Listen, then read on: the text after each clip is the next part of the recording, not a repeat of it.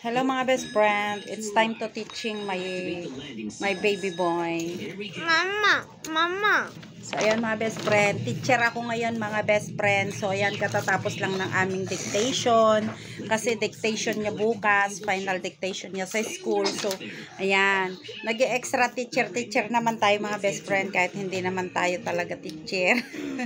Teacheran tayo. So ngayon mga best friend, tapos na akong magbigay sa kanya ng dictation. I-double check ko naman yung kanyang assignment mga best friend. English to mga best friend, English. Ewan ko lang kung English. No talk grandma, neko cheche video. Akala nila wala ko, nababaliw na ako. Nagsasalita ako mag-isa mga best friend. So yun.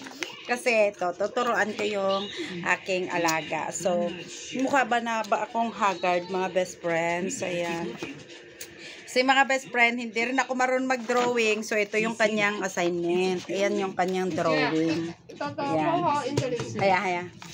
Ayan. So, ayan. Hindi makahintay si Lola. Gusto niya turuan ko din yung pangalawa. Itong panganay kasi ang inuna ko. Kaya, ayan.